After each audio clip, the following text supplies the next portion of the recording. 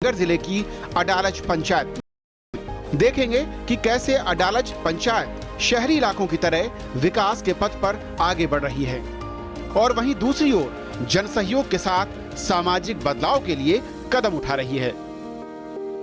हम आगे आपको दिखाएंगे कि अडालज पंचायत में कैसे बढ़ती जरूरतों को पूरा करने के लिए पंचायत ने इंफ्रास्ट्रक्चर विकास पर किया फोकस, बढ़ती आबादी और उसकी चुनौतियों से निपटने के लिए कैसे आधुनिक सिस्टम लगाकर पंचायत हुई हाईटेक, कैसे पंचायत ने स्वयंसेवी संस्थाओं के साथ मिलकर गरीबों के लिए भोजन और छात्रों के लिए हॉस्टल बनाया।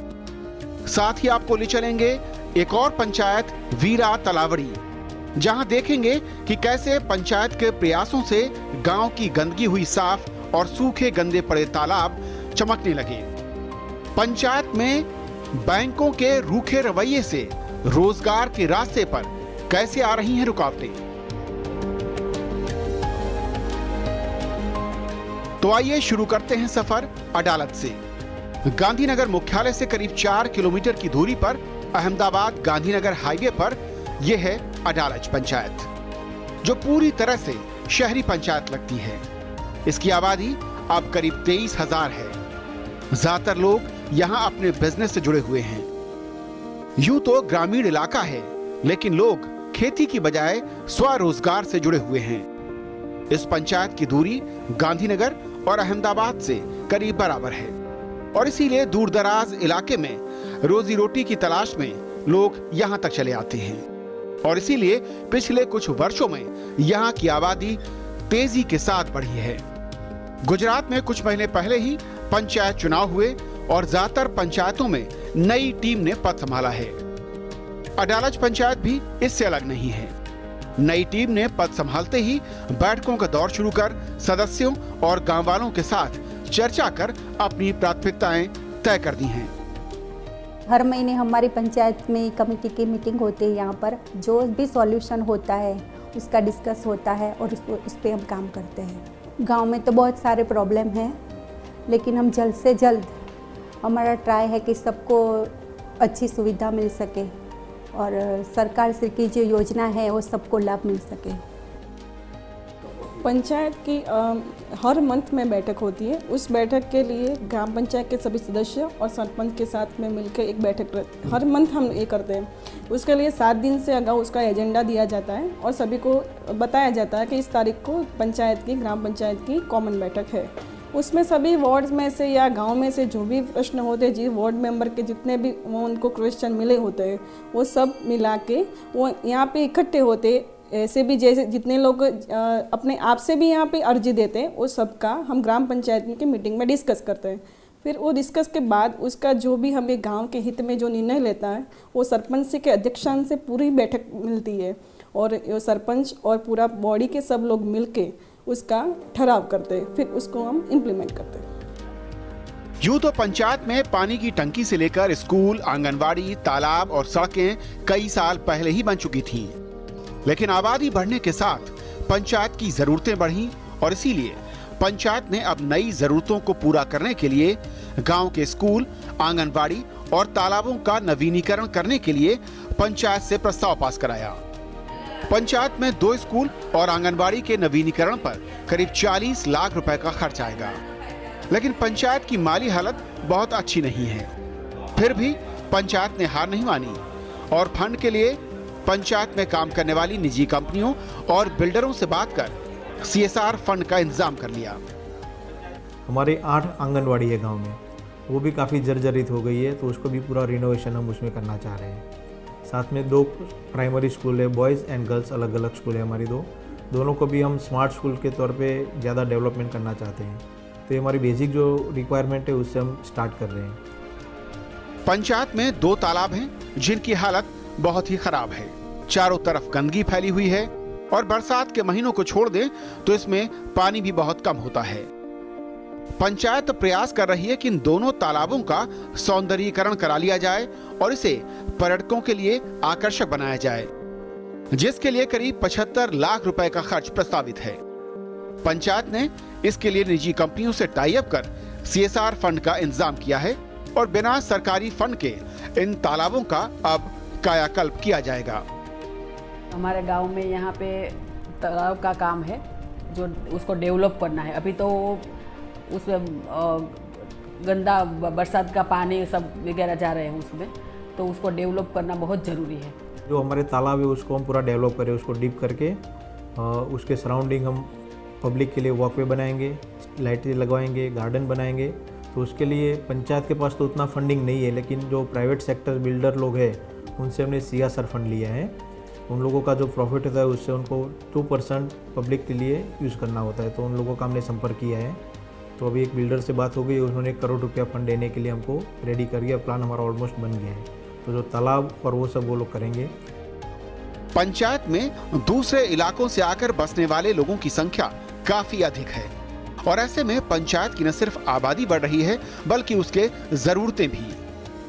ये पानी की टंकी पहले पूरी पंचायत की प्यास बुझाने के लिए काफी थी, लेकिन अब 23,000 की आबादी के लिए ये अपर्याप्त है और इसीलिए पंचायत ने लोगों की प्यास बुझाने के लिए नई टंकी का प्रस्ताव भी बनाया है। आबादी हमारी पहले तो बहुत कम थी, अभी फ़िलहाल हमारी आबादी ऑलमोस्ट 24,000 जितनी हो चुकी है। तो पानी यहाँ क्षार वाला बहुत है। अभी नर्मदा का पानी गवर्नमेंट दे रही है, तो गवर्नमेंट ने फ़िलहाल ही अभी हमको एक प्रोजेक्ट में 90% गवर्नमेंट फंड कर रही है, 10% गांव का लोकल फंड होगा। तो 2.5 करोड़ का ऑलमोस्ट एक पानी की स्टोरेज के लिए प्लान पास हो गया है, उसका वर्क ऑर्डर भी निकल गया। 2-3 महीने वो पानी हमको मिल जाएगा। तो आपने देखा कि जब हौसला बुलंद हो और इरादे मजबूत तो कोई भी रुकावट आपको मंजिल पाने से नहीं रोक सकती। तभी तो अडालज पंचायत ने बिना सरकारी फंड के ही अपने सपनों को पूरा करने के लिए कदम बढ़ा दिए हैं।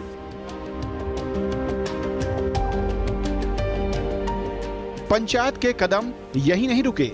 पंचायत ऑफिस में घुसते ही आपको आधुनिक ई-पंचायत का एहसास हो जाएगा, जहां पर पंचायत कर्मचारियों के लिए फिंगरप्रिंट और फेस डिटेक्शन की सुविधा है और पंचायत ऑफिस से लेकर गांव के प्रमुख चौराहों और सड़कों पर CCTV कैमरे आपका पीछा करते नजर आएंगे। गांव के लोग बताते हैं कि 2017 में इन कैमरों को लगाया गया और उसके बाद पंचायत में चोरी की घटनाएं काफी कम हो गईं। इसका कंट्रोल रूम पंचायत दफ्तर में ही है, लेकिन अब इन कैमरों की संख्या बढ़ाने की तैयारी की जा रही है, क्योंकि गांव के कुछ इलाके अभी भी इसकी जद से बाहर हैं। इसके साथ ही गांव में पब्लिक अनाउंसमेंट सिस्टम लगा हुआ है, जिसके जरिए सरकारी योजनाओं या दूसरी जरूरी बातों की जानकारी पंचायत दफ्तर से गांव वालों को दी जाती है। तो अभी यहाँ पे अडालज ग्राम पंचायत में टोटल 21 कैमरे लगे हुए हैं अभी टोटल सर्विलेंस में। वो मेन हाईवे से लेके जब व्हीकल एंटर होता है वहाँ से लेके अडालज वाव से जो अंदर व्हीकल एंटर होता है वहाँ पे सब जगह पे कैमरा लगे हुए हैं। फॉर एग्जांपल तरीके यहाँ पे जो एक कैमरा है, फॉर एग्जांपल ये कैमरा है, तो इस कैमरे को ऐसे सेट किया हुआ है कि वहाँ का नंबर प्लेट जैसे व्हीकल आता है तो वहाँ पे उसका नंबर प्लेट रिकॉग्नाइज होगा, तो वहाँ पे इसमें दिखेगा। सुबह कोई व्हीकल अननोन व्हीकल आया, अगर कुछ बना हुआ, कुछ अनबिहेवियर, कोई अनप्रॉपर कुछ हुआ तो यहाँ पे अपना पूरा ट्रेस हो जाएगा। तो हम यहाँ से नंबर प्लेट लेके कैप्चर कर सकते हैं कि भाई ये नंबर की गाड़ी यहाँ पे आई थी इस टाइम पे, तो वहाँ से जैसे नंबर प्लेट मिल गया तो आपको पता है कि पूरा डिटेल मिल जाएगा वहाँ पे। और उसके साथ साथ अपने हर जगह पे PA सिस्टम भी लगा हुआ है, वहाँ पे स्पीकर लगे हुए हैं। जैसे यहाँ से कुछ बोले, अनाउंसमेंट किया कुछ इम्पोर्ट शॉर्ट नोटिस पे कुछ इंपॉर्टेंट मैसेज देना है, तो यहाँ से जैसे स्पीकर ऑन किया, कुछ अपने सरपंच या तलाटी कुछ बोले, मैसेज दिए, तो पूरे गाँव में एक मैसेज स्प्रेड हो जाएगा। वो अवेयरनेस एक है। पंचायत एक और आधुनिक तौर तरीके अपनाकर हाईटेक हो रही है, वहीं स्थानीय लोगों की सहूलियत का पूरा ध्यान रखती है। तभी तो पंचायत ने जब महसूस किया कि पंचायत के लोगों को छोटे छोटे काम या सर्टिफिकेट बनवाने के लिए जिला मुख्यालय या ब्लॉक के चक्कर लगाने पड़ते हैं, तो फिर पंचायत ऑफिस में ही जनसेवा केंद्र का विस्तार कर दिया गया। अब यहाँ 2 कर्मचारी हैं जो गांव वालों की तमाम जरूरतों को पल भर में ही पूरा कर देते हैं। इधर बहुत सारी सेवाएं दी जाती है, जैसे कि विधवा सहाय, आवक का दाखला, फिर ई श्रम कार्ड जो भी नया लॉन्च किया गया है, फिर जन्म मरण के दाखले, वो सारी सुविधा इधर दी जाती है। बर्थ सर्टिफिकेट है, डेथ सर्टिफिकेट है, मैरिज सर्टिफिकेट है, वो जो विधवा लोग होते हैं उनके लिए विधवा सहाय है, और टैक्स डिपार्टमेंट है, यहाँ इनकम सर्टिफिकेट है, आधार कार्ड, सारी सेवाएं यहाँ से मिल जाती है अभी। पंचायत के लोग बेहद खुश हैं क्योंकि पहले जिन कामों के लिए उन्हें दूर मुख्यालय या ब्लॉक ऑफिस के चक्कर लगाने पड़ते थे, उन्हें बस अब पंचायत ऑफिस की खिड़की तक ही आना होता है। અહીંયા એ ગ્રામ કેન્દ્રની અંદર 7 બારના ઉતારા લેવા માટે અહીંયા હું આવેલો અને મને ઝડપથી સારી રીતે 7 બારના જમીનના ઉતારા મળી ગયા અને મારે ગાંધીનગરના ધક્કા ખાવા પડતા નથી। ગાંધીનગર જો કળા માટે જઈએ તો આખો દિવસ બગડે છે, લાઇનમાં 2 કલાક સુધી ઊભા રહેવું પડે છે અને વરિષ્ઠ નાગરિકો માટે તો બહુ તકલીફ પડે છે। પણ આ ગામડાની અદાલત એક ગ્રામ કેન્દ્રની અંદર એટલી સુંદર વ્યવસ્થા કરી છે કે તાત્કાલિક અમને 7 બારના ઉતારા મળી જાય છે। तो आपने देखा कि पंचायत की एक पहल से लोगों की भागदौड़ भी खत्म हो गई और उनका समय और पैसा भी बचने लगा। तभी तो पंचायत के परोपकार के कामों में पंचायत के लोग भी अब बढ़ चढ़कर हिस्सा लेते हैं।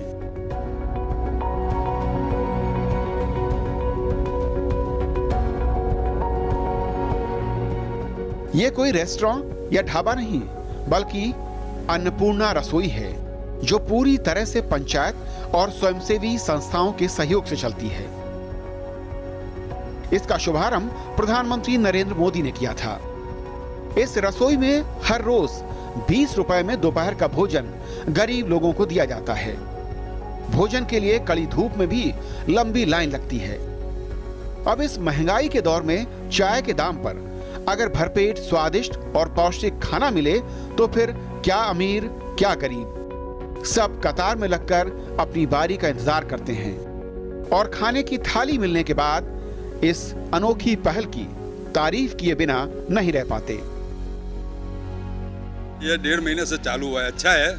गुजराती अपने खाना जैसा है और घर पे बनाते ऐसा अच्छा है और स्वादिष्ट भी है और इसका स्टाफ भी अभी अच्छा है और कोऑपरेटिव भी है और खाना बढ़िया है। यहाँ जो लोग गरीब लोग जो मजदूर लोग होते हैं सुबह से निकल जाते हैं, उनको टिफ़िन का प्रॉब्लम होता है। टिफ़िन बनाने में घर वाले को प्रॉब्लम है, इससे 20 रुपये में यहाँ खाना मिले बहुत अच्छा है। कई लोग मैं देखता हूँ यहाँ पे आते हैं और आनंद से जाते हैं खाना खा के। गरीब आदमी को 20 रुपये में खाना मिलेगा ना, आराम से वो अपना जो है वो कंप्लीट करेगा। अगर होटल में खाना जाएगा तो ये डिश 100 रुपये में पड़ेगी उसको, यहाँ हम 20 रुपये में दे रहे हैं। अन्नपूर्णा रसोई लोगों के दान पर चलती है। दिन भर में करीब 500 लोग खाना खाते हैं और एक थाली का खर्च करीब 60 से 70 रुपए आता है, जिसके लिए लोगों से केवल 20 रुपए ही लिए जाते हैं। बाकी की रकम लोगों के चंदे और दान से जुटाई जाती है, जिसमें कुछ लोग सालाना और कुछ लोग हर महीने लाखों रुपए इस सामाजिक काम के लिए दान करते हैं, ताकि इलाके के गरीब लोग भरपेट खाना खा सकें। कुछ इसी तर्ज पर यह है गरीब बच्चों के लिए हॉस्टल, जो करीब 24 करोड़ की लागत से बना है। इसे बनाने में पंचायत के लोग, स्वयंसेवी संस्थाएं और स्वामीनारायण ट्रस्ट का अहम योगदान है। हॉस्टल में स्टूडेंट्स के लिए रहने से लेकर नाश्ते, खाने और लॉन्ड्री जैसी दूसरी सुख सुविधाओं का पूरा ख्याल रखा जाता है। हॉस्टल में दूर दराज के वो बच्चे रहते हैं जो कॉलेज की पढ़ाई के लिए अडालज या इसके नजदीक के कॉलेज में दाखिला लेते हैं। इस हॉस्टल में 600 बच्चों के रहने की व्यवस्था है, जिसके लिए हर बच्चे से सालाना 40,000 रुपए लिए जाते हैं। ये संस्था हमने पाटीदार बच्चों के लिए बनाई है, जो यहाँ से दूर से आते हैं, सौराष्ट्र, सूरत, कच्छ, वहाँ से आते हैं। 600 विद्यार्थी यहाँ रह सकते हैं। उनको हम भोजन देते हैं, जिम देते हैं, रहने का कमरा देते हैं, लॉन्ड्री की सहूलत देते हैं, 4 टाइम भोजन देते हैं, 2 टाइम भोजन, 2 टाइम 4 नाश्ता देते हैं। सिर्फ 20,000 रुपये में एक टर्म के लिए हम इनको यहाँ रखते हैं। एक रूम में 4 या 6 विद्यार्थी रहते हैं। तो आपने देखा कि अडालज पंचायत कैसे लोकतांत्रिक तरीके से सबके सहयोग के साथ अपनी नई जरूरतों को पूरा करने के लिए फंड का इंतजाम करती है और लोगों के सहयोग से समाज के जरूरतमंद लोगों के लिए कदम भी उठाती है। और आइए आपको अब लिए चलते हैं गांधीनगर की ही एक और पंचायत वीरा